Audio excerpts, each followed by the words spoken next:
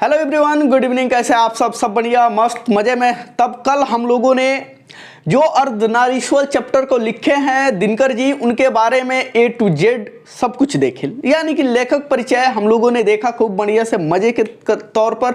उसके बाद हम लोगों ने उसका जो भी 5 ऑब्जेक्टिव था, 5 ऑब्जेक्टिव का टेस्ट भी लगाए लोग। और आज हम लोग सारे के सारे explanation line by line Ardhanarishwar जो चैप्टर है इसका लाइन बाय लाइन एक्सप्लेनेशन करेंगे एक एक करके, और उसको अपना संपूर्ण अर्थ हिंदी में बढ़िया से समझेंगे। संपूर्ण जो अर्थ है ना वो हिंदी से लेकर भोजपुरी से लेकर जैसा समझ में आएगा वैसे समझेंगे उसका मतलब, लेकिन समझेंगे, है ना।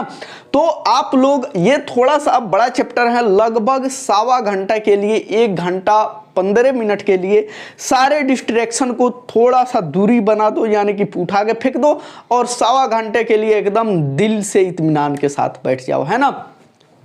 चलिए तो हम लोग स्टार्ट करें इसे, कोई दिक्कत नहीं ना। चलिए हम लोग अब यहां से लाइन बाय लाइन शुरू करते हैं। सबसे पहले हम अर्धनारीश्वर के बारे में थोड़ा सा बता दें। देखिए, अर्धनारीश्वर चैप्टर जो है इसमें रामधारी सिंह दिनकर जी ने ये बात बताए हैं कि देखिए, मर्द हैं, औरत हैं, कोई अलग नहीं है, एक ही है। ये अलग बात है कि जब कृषि उद्योग आया उसके बाद से औरतें खाना बनाने लगी, मर्द जो है बाहर कमाने लगा, और मर्द जो है औरत को हकीर समझने लगा। लेकिन ऐसा कुछ नहीं है कि जो भी मर्द में गुण है वो एक औरत में भी हो सकता है, जो एक औरत में गुण है वो एक मर्द में भी हो सकता है ना। वो कहते हैं ना कि हमारे भी बहन, हमारे भी माँ, हमारे भी बेटियां, वो भी एक औरत हैं। तो औरत को भी हम लोगों को एक वस्तु नहीं समझना चाहिए, है ना। और हम औरत से भी यही कहेंगे, लड़की से भी यही कहेंगे कि अपने पति को अपना नौकर नहीं समझना चाहिए। ये दोनों में डिमेरिट है ना। काहे कि आजकल शादी ब्याह हो रहा है, लेकिन ये जो डिस्ट्रैक्शन का समय है, मोबाइल का समय है, उस पर तो एक से थोड़ा सा ये होता है ना कि अपना एक पति तो है ही, एक बेस्ट फ्रेंड बना लिए, ये वगैरह। तो ये सारी चीज़ से लड़कियों के भी बचना है और लड़कों के भी बचना है, ये सारी चीज़ों से कि हम लोगों की माँ भी, बहन भी, जो भी लोग हैं वो भी एक औरत हैं। और ये हो सकता है कि जो गुण मेरे अंदर होगा मेरे पत्नी का अंदर भी हो सकता है ना। हमारे समाज में आज अगर कोई लड़की खाना बना रही है, उसके पति गया उसको हेल्प करने लगा, तो लोग कहेगा कि रे तो बेसरा है, मौगी के हेल्प कर रहा है ना।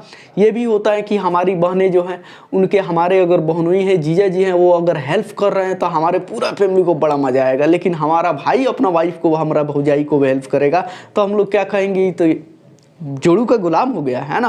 तो इसी बात पे रामधारी सिंह दिनकर ने इक्वलिटी के बात करते हुए बहुत ही प्यारा इस चैप्टर को लिखा है, अर्धनारीश्वर को। और हम लोग चलते हैं इसे लाइन बाय लाइन पढ़ने, है ना। तो आप लोग एकदम रेडी हो ना पढ़ने के लिए, और हम लोग इसे पढ़ेंगे भी, समझेंगे। देखिए, जैसे कि आपको यहाँ पे एक भगवान जी का फोटो दिख रहा है, यहाँ पे पार्वती जी हैं, है ना। देखो इधर कौन है, शंकर जी हैं, है ना, शंकर जी हैं, और इधर जो है पार्वती जी हैं। अब एक बात बताइए, इधर शंकर जी है, एक पार्वती जी हैं, लेकिन इनका जो शरीर का ढांचा है एक ही है, एक ही है।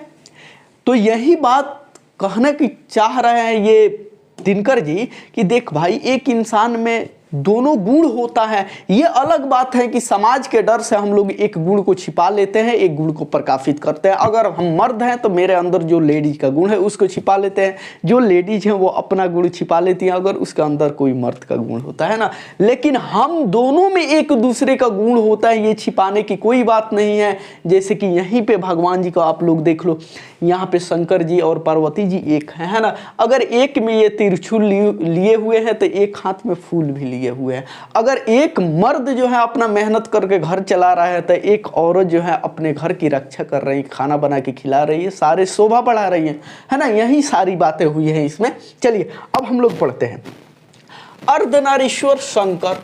देखिए, अर्धनारीश्वर शंकर और पार्वती का कल्पित रूप है। जो अर्धनारीश्वर चैप्टर लिखा गया है ये शंकर जी और जो पार्वती जी हैं इन्हीं का कल्पित रूप पे लिखा गया है। यानी कि हम लोगों को इक्वलिटी दिखाया गया है कि जैसे शंकर जी और पार्वती जी थे, एक थे लेकिन फिर भी दो थे, वैसा ही हम लोगों को भी एक है, दो है लेकिन एक ही रहना है ना। जैसे कि ये शंकर जी पार्वती जी भी दो थे लेकिन एक रहते थे, वैसा ही हर इंसान को रहना है। इसी बात पे इन्हीं दोनों को यानी कि शंकर जी और पार्वती जी को एक्सप्लेन करते हुए इन्हीं की पिक्चर को, परछाई को, इन्हीं की जीवनों को दिखाते हुए अर्धनारीश्वर चैप्टर ने को जो है हमारे लेखक जो है नारायण जी लिखे हैं, है ना। चलिए, तो वही बात है, अर्धनारीश्वर शंकर और पार्वती के कल्पित रूप है जिसका आधा अंग पुरुष, देखो आधा अंग जो है पुरुष और आधा अंग जो है नारी का है ना, होता है। एक ही मूर्ति की दो आंखें, एक रसमयी और दूसरी विकराल, एक ही मूर्ति के दो भुजाएं, एक त्रिशूल उठाए और दूसरी की पहुंची पर चूड़ियां। देखो यहाँ पे कितना बढ़िया बात है कि यहाँ पे आधा अंग जो है शंकर जी और पार्वती जी का, आधा जो है पुरुष का है, आधा जो है स्त्री का है ना। एक आंख जो है पुरुष का है, एकदम चमकीला, है ना, इसे डरावना टाइप के। एक जो आंख है वो एक स्त्री का है ना।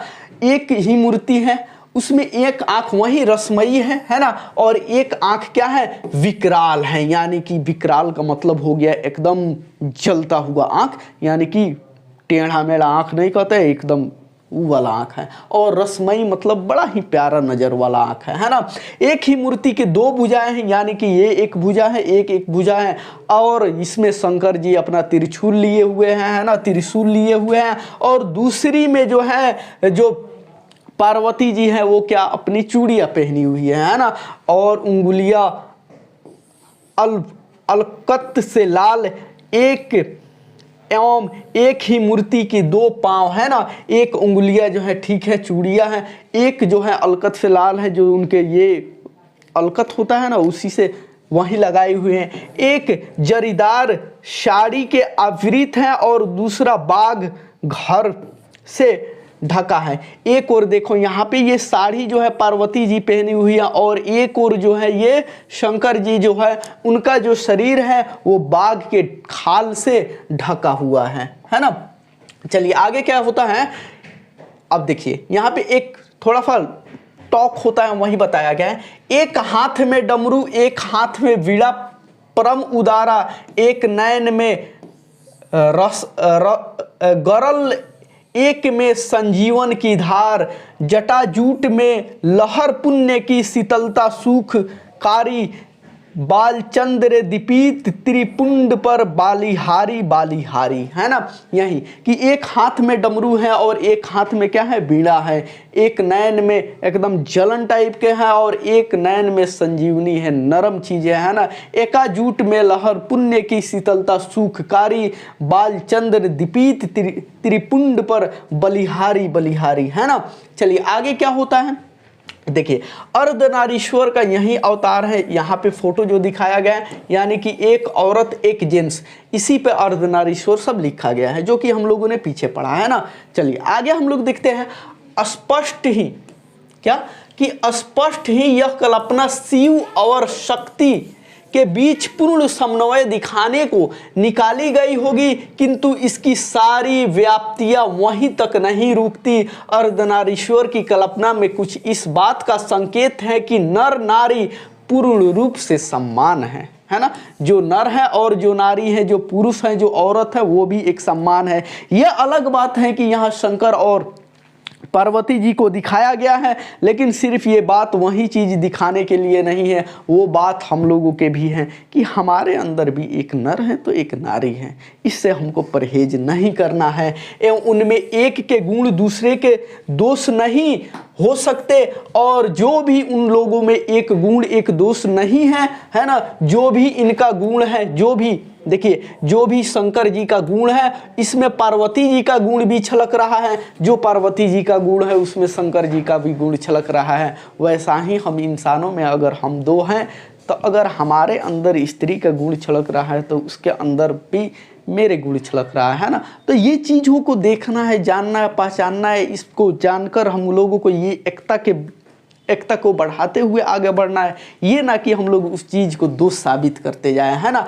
अर्थात नरों में नारियों की गुण आए तो इससे उसकी मर्यादा हीन नहीं होती, यानी कि अगर कोई पुरुष जात है उसमें स्त्री का गुण आ जाए तो ये कोई शर्मिंदगी की बात नहीं है, इसमें कोई बेइज्जती वाली बात नहीं। अरे यहाँ पे भगवान लोग के पास भी तो यही है, तो उन लोगों की कहाँ बेइज्जती हुई, उन लोगों को तो आज भी हम लोग पूछते हैं। और हमारे अंदर आ जाए अगर एक स्त्री का गुण आ जाए, स्त्री का हेल्प कर दे, तो लोग कहने लगेंगे ये तो अधबेसरा हो गया है, मेहरारू की चाल पे चलने वाला हो गया है, मेहरारू का गुलाम हो गया है। लेकिन ऐसा कोई नहीं है ना, बल्कि उसकी पूर्णता में बुद्धि होती है। ये यानी कि इससे ये है कि उसका अगर गुण उसमें भी पाया जाता है, एक लेडीज का गुण एक जेंट्स में पाया जाता है, एक जेंट्स का गुण एक लेडीज में पाया जाता है। ये तो अच्छी बात है कि एक दूसरे के प्रति एक दूसरे के सहयोग से आगे बढ़ेंगे, है ना। लेकिन हमारे समाज में ऐसा है नहीं। चलिए,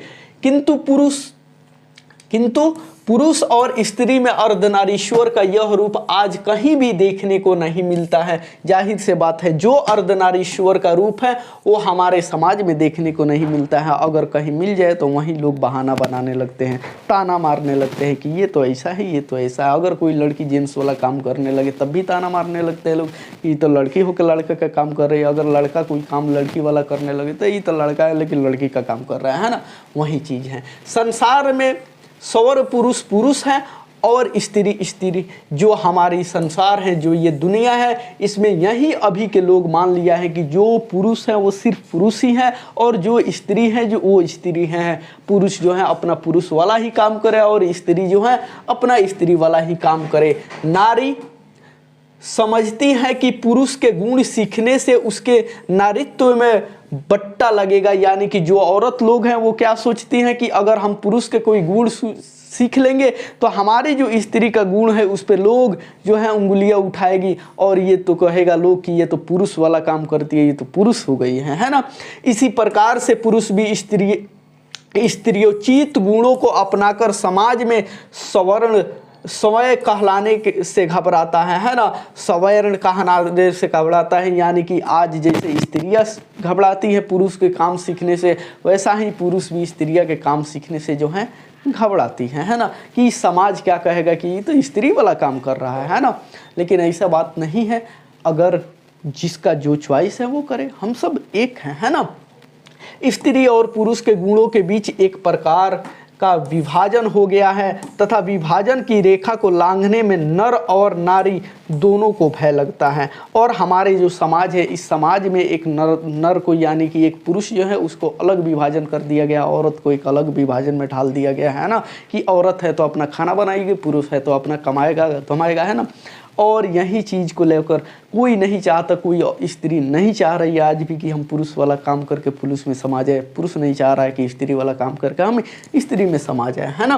तो ये हमारे समाज बांटा हुआ है ना। आगे हम लोग ये देखेंगे कि जब आदिवासी लोग थे, जब उस समय की बातें हुआ करती थी तो वो लोग एक ही थे। लेकिन जब इंसान बुद्धिजीवी हुआ, होशियार होने लगा तो भेदभाव शुरू होने लगा, है ना। चलिए आगे क्या है, किंतु लगता है कि गुणों का बंटवारा करते समय पुरुष ने नारी से उसकी राय नहीं पूछी। राइट, सही बात है। क्या कह रहा है, किंतु लगता है कि जो गुण हमारे अंदर है, हमारे अंदर उसको बंटवारा करते समय जो पुरुष लोग हैं उन्होंने स्त्री से उनकी राय नहीं पूछी। अगर शायद पूछे होते तो आज ये दो भेदभाव ही नहीं होता, है ना। अपने मन से उसने जहां चाहा नारी को बिठा दिया, समय तो वह वृक्ष बन बैठा। क्या यानी कि पुरुष जो मन किया वैसा ही नारी के साथ किया, जहां चाहा वहां बैठा दिया। वो पुरुष तो खुद अपने एक वृक्ष एक गाछ बन बैठा और नारी को उसने तना बना दिया, और नारी को गाछ नहीं बनाकर उसका तना बना दिया, एक शाखा बना दिया, है ना। समय तो वह वृंत बन गया और नारी को उसने कली बना दिया, समय तो वो वृंत बन गया और नारी जो है उसको वो क्या कली बना दी, यानी कि फूल बना दिया, है ना। तब से धूप पुरुष और चांदनी नारी रही हैं। उसी समय से जो धूप है पुरुष रहा है और जो चांदनी की रात होती है वो नारी रही है। ग्रीम नर और वर्षा मादा रही है। विचार पति और भावना पत्नी रही है। यानी कि जो भी विचार लोग करता है क्या पति से करता है, और जो भी भावना प्रकट किया जाता है वो किससे, पत्नी से किया जाता है ना। पत्नी को एक जेंट्स को और एक लेडीज को ऐसा बंटवारा किया गया, ऐसा विभाजन किया गया है ना, कि ऐसा लगता है कि बिना कोई पूछे बिना कोई समझे ही बंटवारा कर दिया गया है। जैसा पुरुष ने चाहा है वैसा स्त्रियों को बांट दिया है कि नहीं, और जैसा चाहा है वैसा बांटा है। खुद तो वृक्ष बन गया है और उसको एक छोटा सा ताना बना दिया है स्त्री को। अगर वो ताना कट जाए तो कोई बात नहीं, पुरुष के पास और सारे ताने हैं, समझ रहे हो ना। वैसे ही है, पुरुष तो खुद धूप बन गया है लेकिन पत्नी को चांदनी बना दिया है। ये भी हो सकता है, अगर कोई स्त्री है, कोई लेडीज है, कोई पत्नी है, वो भी धूप में तुम्हारे साथ मेहनत करना चाहती हो, तुम्हारे साथ लड़ना चाहती हो, लेकिन ये भी पुरुष ने अपने पत्नियों से छीन लिया है ना। खुद जो है विचार पुरुष बन गया है, यानी कि सारे निर्णय खुद वो करता है, और जो भावनाएं हैं, दुख तकलीफें होती है, वो सारी चीज़ें जो है स्त्री में बांट दिया है ना। तो ये चीज़ें से लगता है कि सच बात है कि स्त्रियों पर जो है क्या हुआ है, तानाशाही के तौर पर उसी समय से हम लोग उसको दबाते आए हैं और आज भी वही हो रहा है ना। और छोड़ो, नहीं बताएंगे, थोड़ा दूसरी बात है ना। जहाँ भी कर्म का कोई क्षेत्र है, अधिकार का कोई भूमि है और सत्ता का कोई सीधा सत्व है, उस पर कब्जा नारी का नहीं, उस पर कब्जा क्या है, नारी का नहीं है, नर का माना। बात सही है। आज तक हमारे देश का आज़ाद हुए इतना दिन हो गया, सिर्फ एक ही प्रधानमंत्री बन पाई है, इंदिरा गांधी, उसके बाद कोई नहीं बन पाया है ना। तो वही बात कर रहे हैं, जहाँ भी कर्म का क्षेत्र है, जहाँ भी लड़ने का क्षेत्र है, जहाँ भी अधिकार का क्षेत्र है, जहाँ भी भूमि का क्षेत्र है, जहाँ भी सत्ता का सीधा क्षेत्र है ना, सत्ता का सीधा उत्सव है, उस पर कब्जा नारी का नहीं बल्कि पुरुष का ही है ना, होता है, नारी का माना जाता है ना। नर का विधता का प्रमुख तंतुवाय जो वस्तु बनाकर तैयार रहता है, नारी का कम उस वस्त्र पर छींटे डालता है ना। नर का कुदाल चलाने वाले बलशाली किसान जो मिट्टी तोड़कर अन्न उपजाता है, नारी का काम दोनों को अछोरना पछोरना है ना। नर है नदियों का वेगमय प्रहार, नारी उसमें लहर बनकर उठती गिरती है ना। यही सारे बात है, यानी कि जो जो डिवीजन किया गया है, डिवाइड किया गया है दोनों के बीच में, सारे के सारे बात अर्धनारीश्वर में बताया गया है कि किन किन तरह से धीरे धीरे करके इन दोनों को अलग अलग कर दिया है, जबकि है तो एक ही शंकर के पार्वती को ही देख लो। उन लोगों में तो कोई डिवीजन नहीं है, लेकिन डिवीजन कब से सुनो होने लगा, जब कृषि उद्योग आया, जब किसान लोग बनने लगे, अपने खेती बाड़ी करने लगे, तब से ये काम चलने लगा है ना। वो तो खुद किसान लोग जो नर जाती है, नर जो है, औरत जो है, अपना खाना लेकर डनेर पर बैठी रहती हैं कि पति जी हैं बैल चला रहे हैं, हल चला रहे हैं, अगर वो चला के आएंगे तो खाएंगे। यही सारे बात हैं, तो है ना। और आगे क्या कहते हैं ये भी देख लेते हैं, है ना। चलिए, सिंहासन तो वस्तुतः, देखिए, सिंहासन तो वस्तुतः राजा के लिए होता है, रानी उसकी वमांग की शोभा मात्र है। देखो, सिंहासन जो है, राजगद्दी जो है, वो तो राजा के लिए होता है, और रानी जो है ना, वो क्या है, वो तो उसका वमांग है, एक शोभा है ना। अगर शोभा है तो क्या दिक्कत है? उसका क्या महत्व है एक राजा के तौर पर? अगर वही रानी को भी राजा बनाया जाता है ना, सिंहासन दिया जाता, तो वहाँ पे राजा भी हो सकता है, सौभाग्य होता है कि नहीं। चलिए आगे क्या कर रहा है, सत्य है राजा के ग्रीवा और विशाल वक्षोदेश, रानी उस पर मंदार हार बनकर झूलने के लिए है। सत्य बात है, जो राजा है वो ग्रीवा और विशाल विछो देश है, लेकिन जो औरत है, जो रानी है, वो क्या है, मंदार हार बनकर झूलने के लिए है, यानी कि उनका काम से काम रखने के लिए है ना। राजा काया और रानी छाया का प्रतीक है। अगर राजा जो है काया है तो रानी उसका सिर्फ छाया ही है ना। सत्य का साकार रूप तो राजा ही होता है, रानी है कल्पना की रंगीन जाली और सपनों की मीठी मुस्कान, जो जीवन में उतरी तो वाह वाह और नहीं उतरी तो वाह वाह, कहावत चल पड़ी है। सही बात है कि अगर ये चीज़ है और ये सारे चीज़ है, तो अगर रानी है, अगर राजा की ज़िंदगी में है, अगर कोई लड़की है लड़के की ज़िंदगी में है तो अच्छी बात है, नहीं है तब भी अच्छी बात है ना। तो यही सारे बात कह रहा है अभी वह, है ना। तो यही सारे बात में जो डिवीजन किया गया है, यही सारे बात को एक अर्धनारीश्वर के तौर पर एक शंकर और पार्वती की उदाहरण देते हुए नारायण जी ने ये सारे बात बड़ा ही प्यार से बताया है ना। अब देखो एक और छंद है कि पुरुष एनेछे दिनेर उछाल तपक रौंदरे दाह कामिनी अनेछो यामिनी शांति समीरन वारी वाह, है ना। कि एक जो पुरुष जात हैं वो क्या है, वो उछल तप्त है, रौंद है, लेकिन एक जो औरत है वो क्या है, वो तो एक शांति का प्रतीक है, समीन है, यानी कि इसको बांट दिया गया है ना। लेकिन ऐसा बात नहीं है। अगर यही चीज़ हर जगह लागू होता तो देश में सबसे पहले, देश को आज़ाद करने में सबसे पहले बलिदान अगर कोई दिया था तो वो कौन थी, रानी लक्ष्मीबाई। लेकिन उस वक्त इसको डिवीज़न नहीं किया गया था, उसके फैमिली ने उसी वक्त बढ़िया सा संस्कार दिया होगा, इसीलिए, है ना। चलिए, दिवस की ज्वाला उजाला और तप्त धूप से, धूप ये पुरुष की लाई हुई चीज़ें हैं। देखिए, दिवस की उजाला, क्या दिवस की उजाला और तप्त धूप पुरुष की लाई हुई चीजें हैं। कामिनी तो अपने साथ यामिनी शांति लाती हैं। जो भी दिवस की उजाला है, जो भी तप्त है, जो भी कठिनाई वाली चीज़ है, वो तो पुरुष के द्वारा लाया गया है। सही बात है ना, काहे कि वो थोड़ा सा ये होता है। लेकिन जो भी बढ़िया चीज़ है, शांति की चीज़ है, वो तो स्त्री द्वारा लाया जाता है, यानी कि मधुर व्यवहार से लेकर रख रखाव से लेकर हर चीज़, है ना। किंतु कवि की यह कल्पना झूठी है। यदि आदि मानव और आदि मानवी आज मौजूद होते तो ऐसे कल्पना से वे सबसे पहले अधिक आश्चर्य उन्हें ही होता।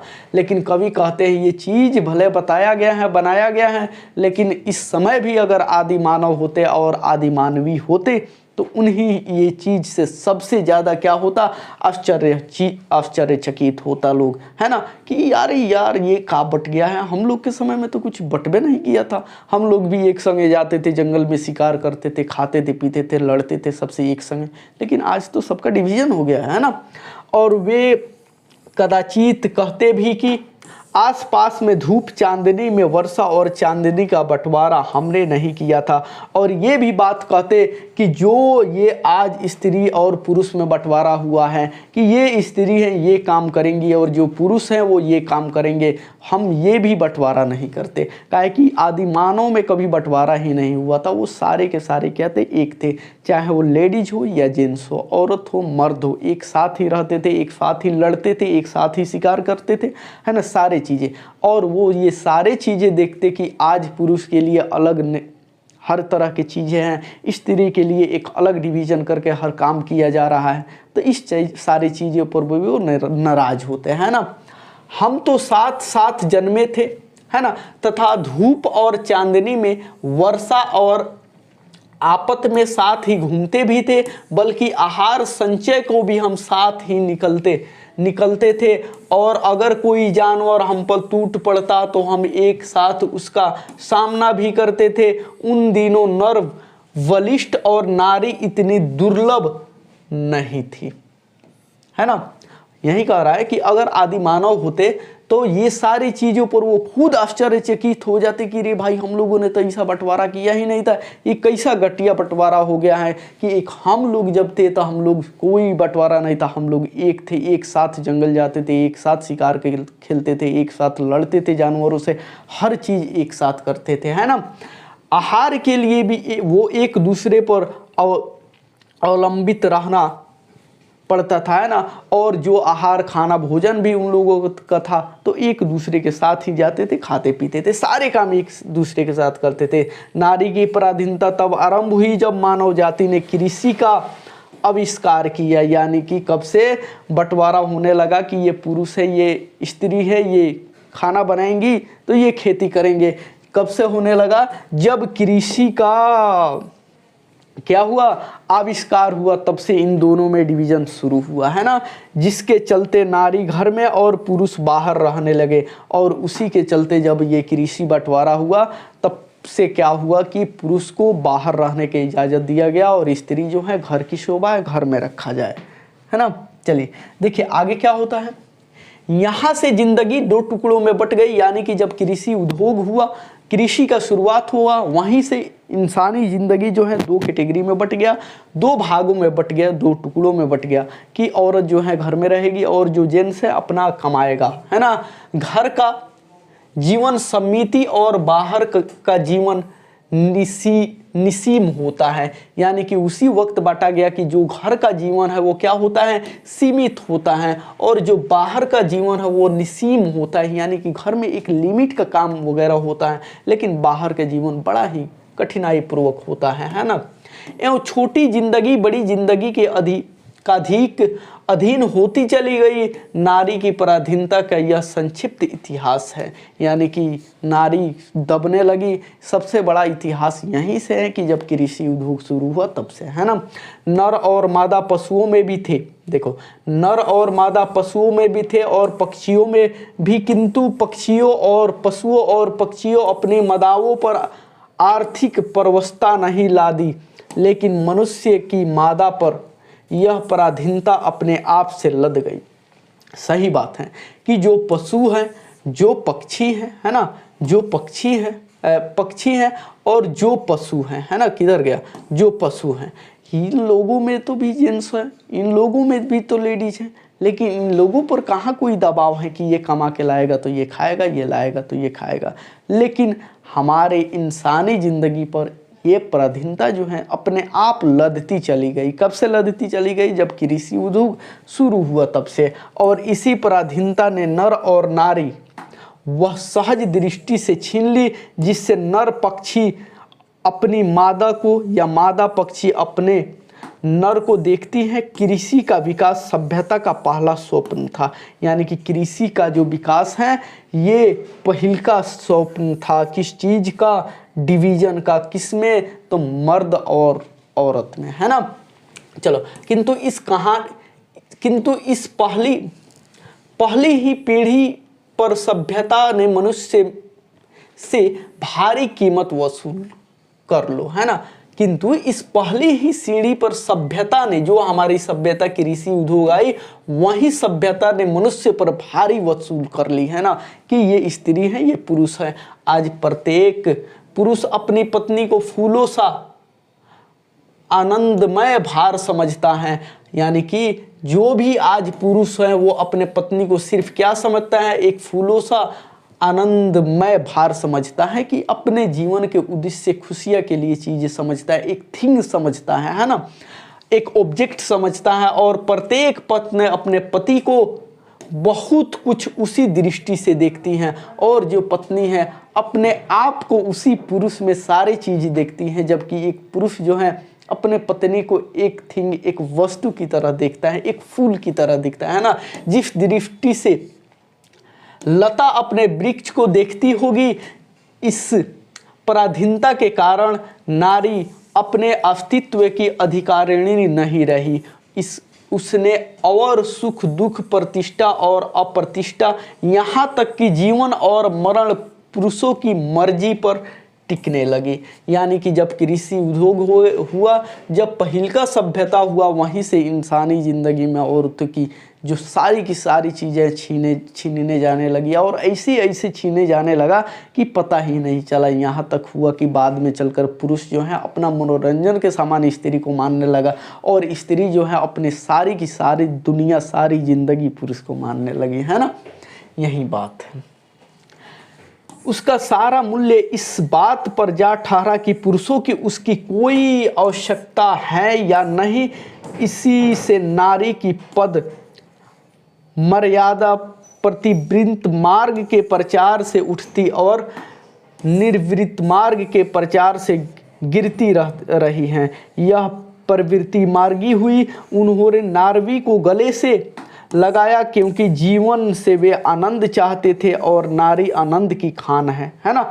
जो स्त्री है वो क्या है, उनको एक ऐसा चीज़ में ढाला गया धीरे धीरे कि वो अपने पुरुष को, अपने पति को सारी चीज़, अपने दुनिया से लेकर हर चीज़ मानने लगे। लेकिन पुरुष जो है उसको ऐसा ढालते चला गया इंसानी जीवन कि वो एक स्त्री को स्त्री नहीं, जबकि एक स्त्री को अपनी आनंद की खान, यानी कि अपना मज़ा की चीज़ मानने लगा।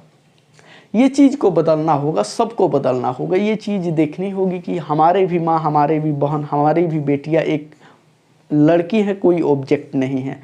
और हम किसी को लेके आए हैं तो वो भी किसी की बहन है, किसी की बेटी है, वो भी एक लड़की है, कोई ऑब्जेक्ट नहीं है, है ना। लेकिन ये समाज में औरतों को तो आनंद की खान माने जाना लगा है ना। किंतु जो निवृत्त मार्गी निकले, उन्होंने जीवन के साथ नारी को भी अलग ढकेल दिया, क्योंकि नारी उनके किसी काम की चीज नहीं थी।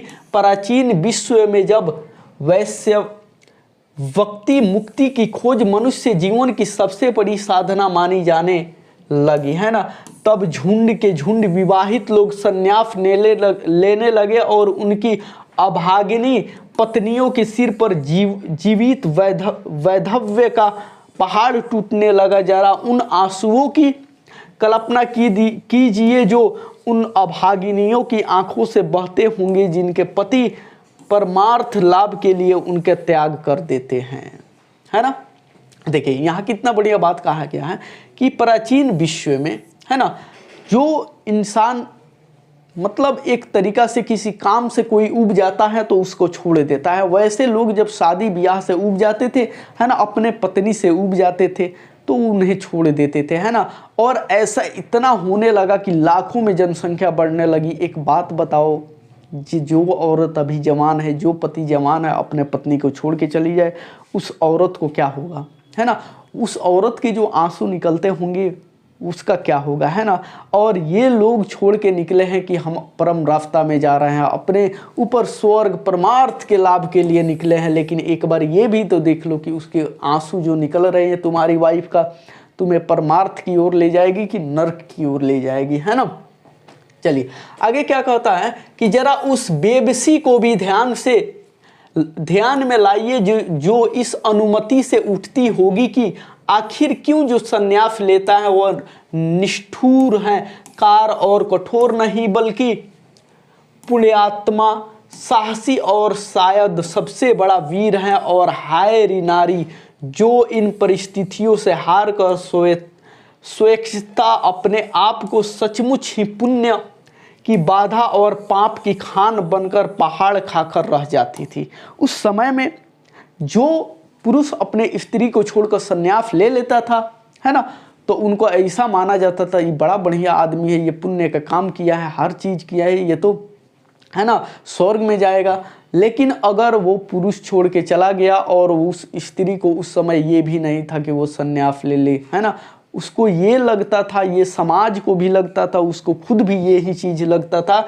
कि वो तो क्या है, वो तो सचमुच एक पुण्य का बाधा बन गई है। जो पुण्य की क्या की है, बाधा बन गई है। वो तो एक जो है पछाड़ खाकर रह जाती थी। यानी कि जो है, जो पति चला गया पुण्य के लिए वो तो पुण्य के लिए गया, लेकिन जो स्त्री है अगर नहीं जाने दे रही तो वो तो पुण्य का बाधा बन जा रही है। अब यही समाज में ढल गया था कि अगर हम अपने पति को नहीं जाने देंगे तो हम बाधा बन जाएंगे, हमको नरक मिलेगा, मेरे पति को स्वर्ग मिलेगा, है ना। इसी तरह से बहुत सारे अत्याचार किया जा रहा था। बुद्ध और महावीर ने क्या कि बुद्ध और महावीर ने कृपा करके नारियों को भी भिक्षुक होने का अधिकार दिया था, किंतु यह अधिकार भी नारी के हाथ सुरक्षित न रह सका। यानी कि जो बुद्ध थे, जो महावीर लोग थे, उन लोगों ने यह अधिकार दिया था, ठीक है तुम्हारा पति अगर सन्यासी हो गया, तुम चाहो तो तुम भी हो सकती हो, लेकिन ये भी अधिकार स्त्रियों के साथ ज़्यादा नहीं रहा। जैनों के बीच जब दिगंबर संप्रदाय निकला तब धर्माचार्य नारियों की भिक्षुक होने वाली बात से घबरा उठे और धर्म पुस्तक में उन्होंने एक नए नियम का निधान किया कि नारियों को भिक्षुणी होना व्यर्थ है। एक बात बताओ, अगर पति उब जाए तो सन्यासी हो सकता है, एक पत्नी उब जाए तो काहे नहीं हो सकती है। लेकिन ये भी चीज इन जैनों ने छीन लिया था, जबकि बुद्ध और महावीर ने ये चीज का जो है एग्री कर दिया था कि आप लोग भी कर सकते हो। लेकिन जैन आते आते ये सारे चीज भी छीन लिया, क्योंकि मोक्ष नारी जीवन में नहीं मिल सकता। और इन्होंने ये भी किताब में लिखा कि मोक्ष जो है ना, नारी जीवन में नहीं मिल सकता। नारियां घर में ही रहकर दान पुण्य करे और उन दिन की प्रतीक्षा करे जब उनका जन्म पुरुष योनि में होगा, जब वो पुरुष होकर जन्मेगी संन्यास में वे तब भी ले सकेंगे और तब भी उन्हें मुक्ति भी मिलेगी। और बुद्ध ने भी एक दिन आयुष्मान आनंद से इज्जत पश्चात के साथ कहा कि आनंद मैंने जो धर्म चलाया था वह 5 सहस्त्र वर्ष तक चलने वाला था, किंतु अब वह केवल 5 वर्ष चलेगा, क्योंकि नारियों को मैंने भिक्षुणी होने का अधिकार दे दिया है। ये बुद्ध साहब ने तो दे दिया था, लेकिन जैन जब आया तो ये सारे किताब में भी लिख दिया कि नारी जो है अपना घर में ही रहकर जो पुण्य का काम करना है वो करे, और जब ये पुरुष योनि में जन्म लेगी तभी वो भिक्षुक बन सकेंगी, स्वर्गीय हो सकेंगी। अन्यथा उन्हें नारी को उस समय भी क्या कहा जाता था कि ये कोई चीज़ नहीं है, ये तो एक खिलौने की चीज़ है, एक खूबसूरती की चीज़ है, एक मनोरंजन की चीज़ है ना। उसके बाद बुद्ध साहब ने भी कह दिया था कि जो हमारा 500 वर्ष चलने वाला था वो सिर्फ नारियों के जो 5000 वर्ष चलने वाला हमारा धर्म था वो तो हमने नारी को दे दिया कि हाँ तुम भी भिक्षुक मांग सकती हो, अब वो 500 वर्ष ही चलेगा। यानी कि इन लोग भी एक तरीका से देखा जाए तो हम लोग भगवान या जो भी मानते हैं वो लोग भी एक तरीका से अत्याचार किए हैं। अगर वो नहीं किए होते तो आज ये नहीं होता है ना। हालांकि अब तो समय अच्छा हो गया है ना कि कृषि उद्योग शुरू हुआ, सती प्रथा शुरू हुई, ये सारी चीज़ें ख़त्म होने लगा और आज स्त्रिया का अधिकार मिलने लगा। लेकिन स्त्रिया का अधिकार मिलते मिलते कुछ ऐसा मिल गया कि क्या बताया जाए, है ना। सारी चीज़ तो ठीक है मिल गया, अब लड़कियां स्त्रियां जो है अपने कपड़ा पहनाव को लेकर क्या कर रही हैं, लड़ाई लड़ रही है ना। तो कहता है ना कि इंसान कोई कितना भी चमक धमक वाली लड़की क्यों ना हो, हैं, जींस टॉप वाली मॉडर्न लड़की क्यों ना हो, लेकिन उसको संस्कार कब मिलेगा, जब उसके सर पे क्या होगा, ओढ़नी होगा, चादर होगा, है ना। तो ऐसा ही बात है, लेकिन मिल गया है। अब बुद्ध और महावीर ने देखो, हाँ ये तो हो गया है। चलिए अगला पेज है, धर्म साधन का महात्मा और साधु नारियों से भय खाते थे। यानी कि जो धर्म साधक महात्मा लोग थे, जो साधु लोग थे, वो लोग लड़की जो नारी लोग औरत लोग थी उनसे भय खाते थे। विचित्र बात तो यह है कि उनमें से कई महात्माओं ने तो ब्याह भी किया और फिर नारियों की निंदा भी की।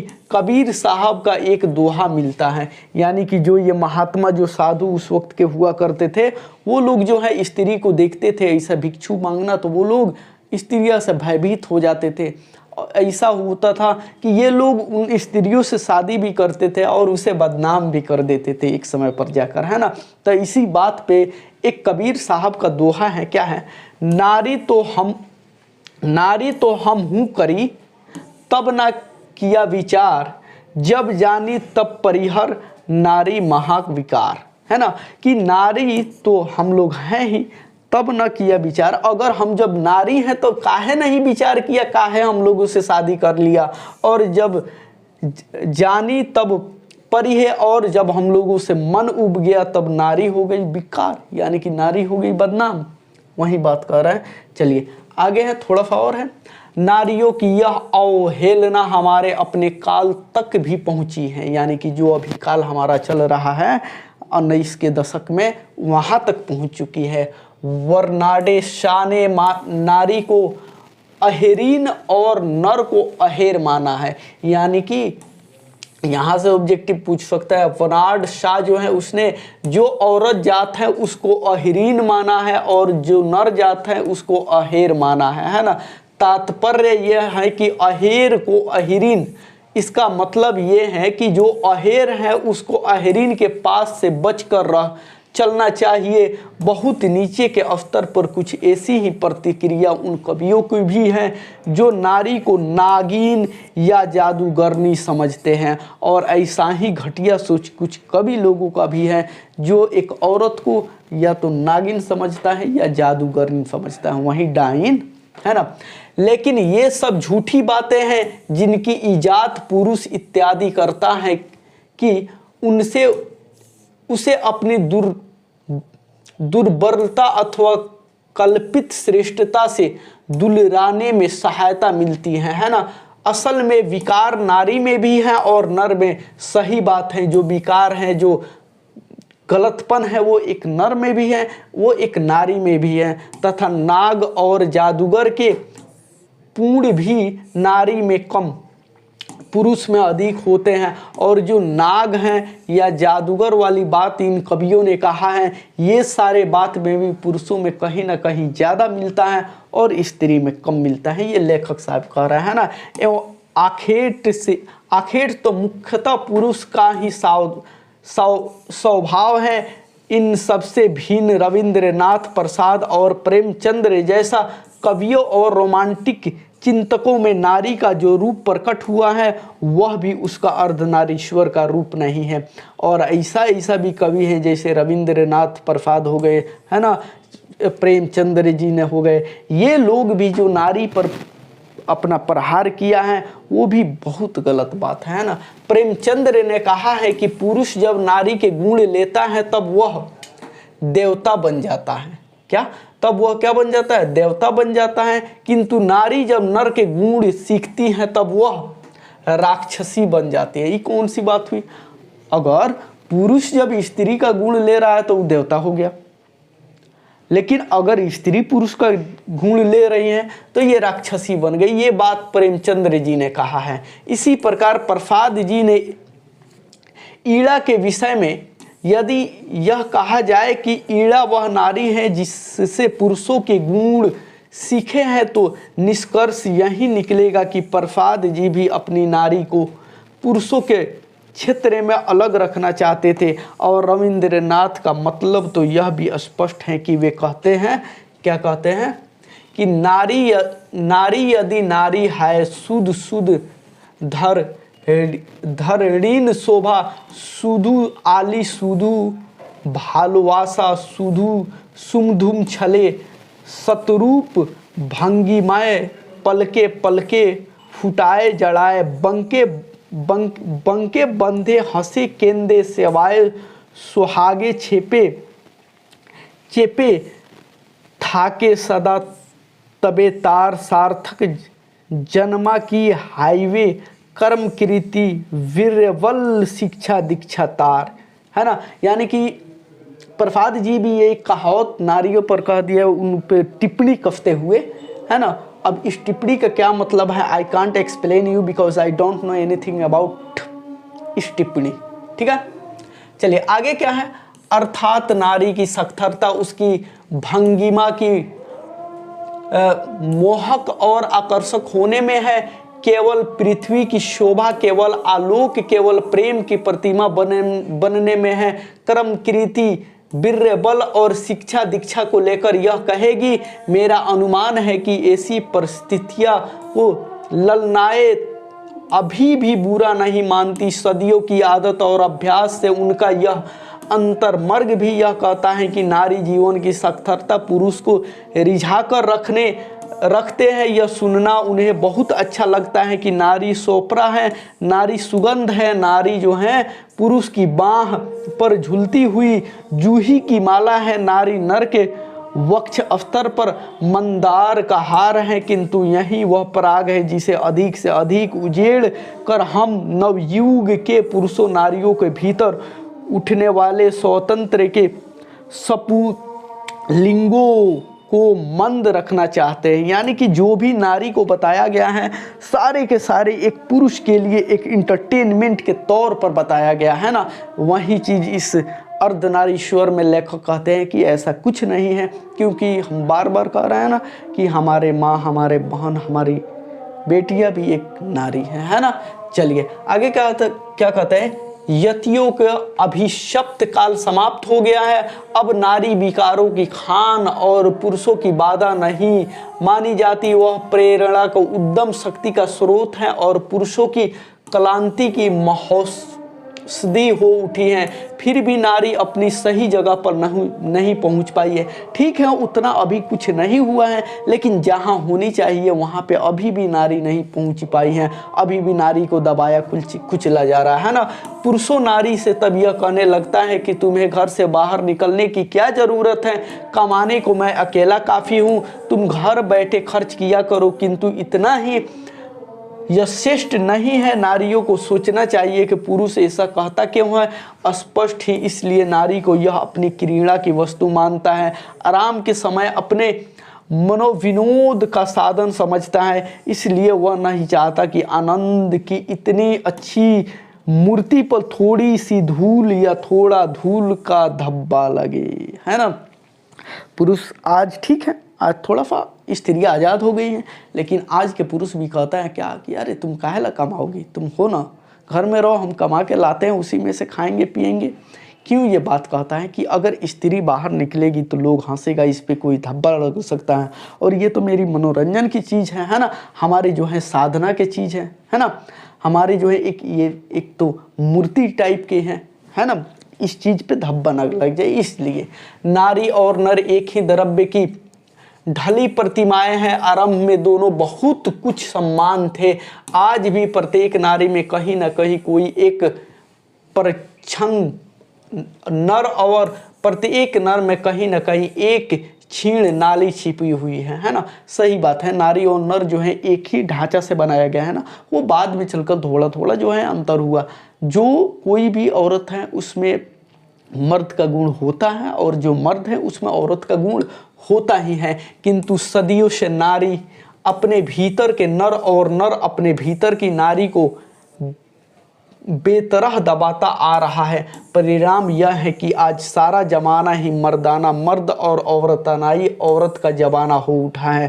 पुरुष इतना कर्कश और कठोर हो उठा है कि युद्धों में अपना रक्त बहाते समय उसे यह ध्यान नहीं रहता कि रक्त के पीछे जिसका सिंदूर बहने वाला है उसका क्या हाल होगा, है ना। यही सारे बातें कह रहा है कि ठीक है, औरत है, कम से कम उसका भी केयर करो। तुमको ये नहीं लग रहा है युद्ध में, लड़ाई में कि मर जाएंगे तो हमारा औरत का क्या होगा, है ना। और ना सिंदूर वालियों को ही इसकी फिक्र है कि और नहीं तो उन जगहों पर तो उनकी राय खुले जहां सिंदूर पर आफत आने की आशंका हो। और जो आजकल के औरतें हैं उनको भी इस चीज़ पर को थोड़ा सा ये नहीं है, अफसोस नहीं है। ऐसा समय है, ऐसा चीज़ें हैं, ऐसा लड़ाई वाला जगह है तो वो अपना हक के लिए लड़े कि भाई तुम मर जाओगे तो हम कहाँ जाएंगे। लेकिन ये लोग भी नहीं करती हैं। कौरवों की सभा में यदि संधि की वार्ता कृष्ण और दुर्योधन के बीच न होकर कुंती और गांधारी के बीच हुई होती तो बहुत संभव था कि महाभारत नहीं मचता। सही बात है, अगर ये लोग जो कुंती है ये और जो गंधारा है ये, इन दोनों दुर्योधन और कौरव को अगर कृष्ण को अगर रोक लिया होता, युद्ध नहीं होने दिया होता और ये दोनों आपस में युद्ध की होती तो आज शायद ये हो सकता है कि महाभारत नहीं हो पाता। किंतु कृतियों और गंधारियों तब कुंती और गंधारियों तब भी निश्रेष्ठ थी और आज भी निश्रेष्ठ हैं, यानी कि वैसे ही कल भी थी और ऐसे भी आज की भी औरतें हैं। बल्कि द्वापर के कली काल तक पहुँचते हुए अपने भीतर की नरता का और भी अधिक दलन कर चुकी है। यहाँ कहीं फूलों का प्रदर्शन और रेशमी वस्त्रों की डाल है।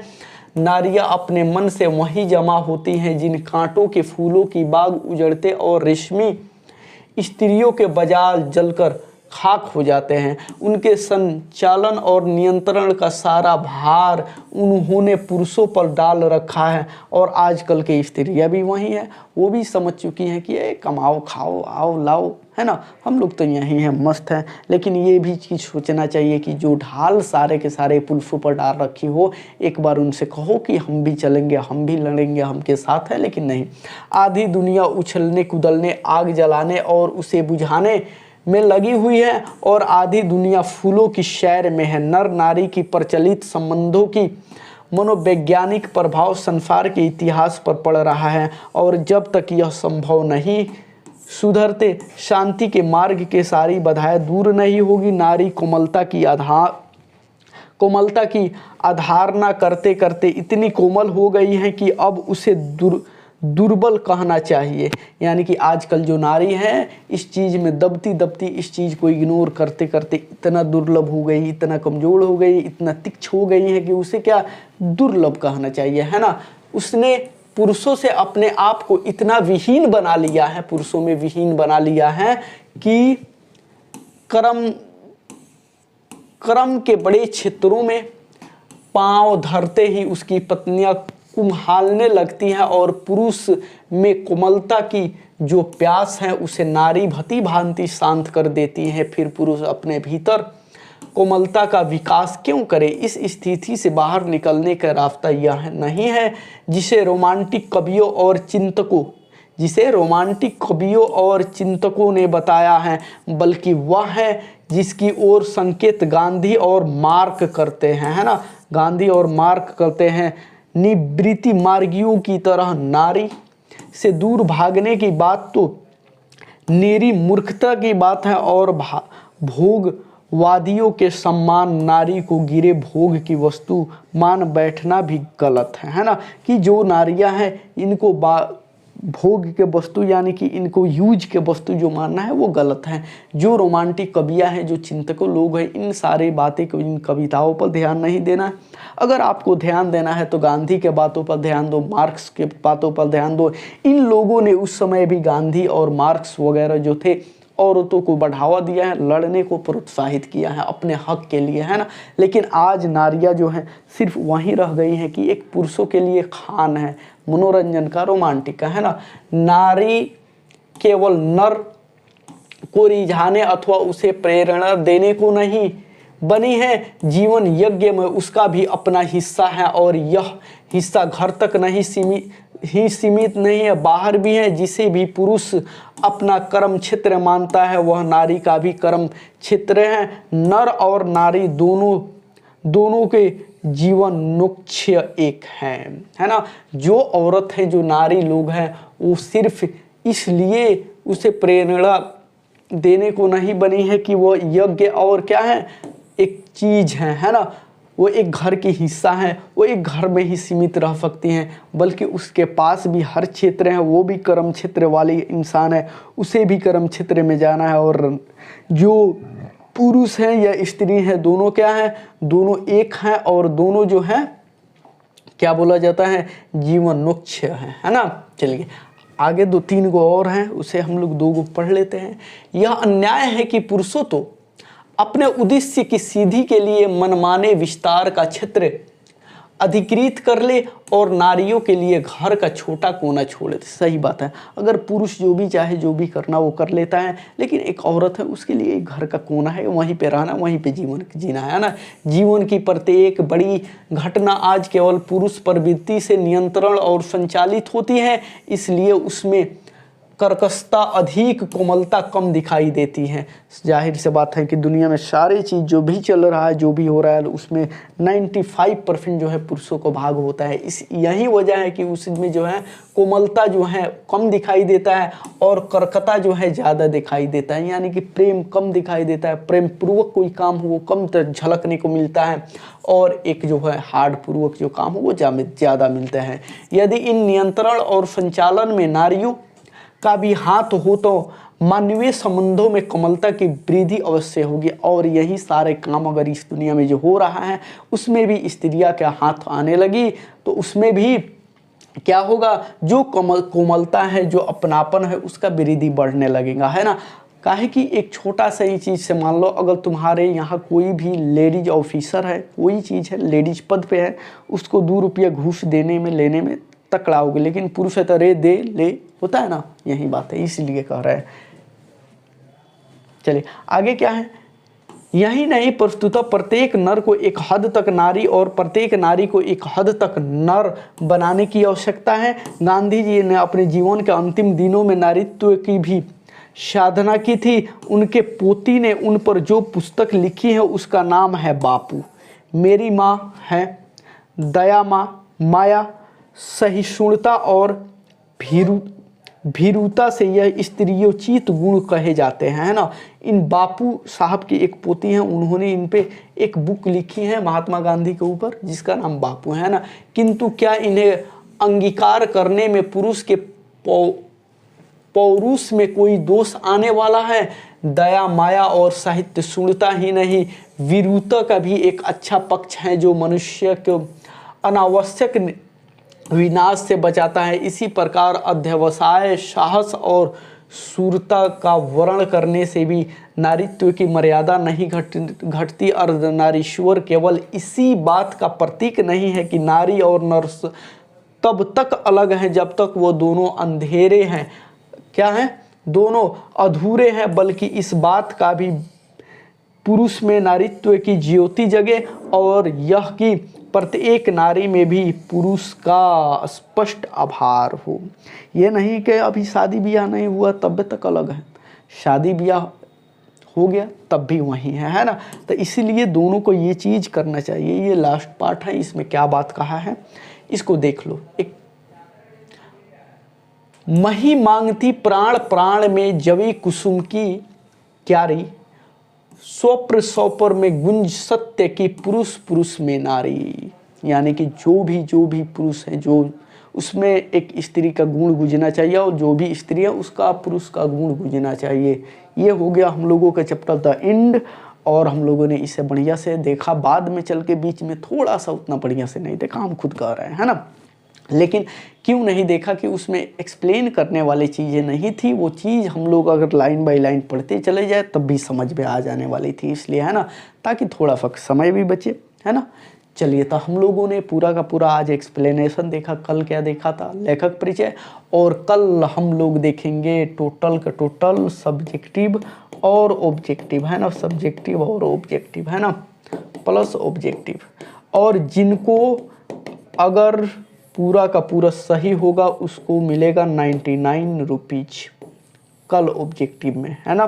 तो कल के लिए रेडी रहना और 99 रुपीज फर्स्ट प्राइज जीतने के लिए भी रेडी रहना। तो हम लोग मिलते हैं फिर कल ही, तब तक के लिए जय हिंद।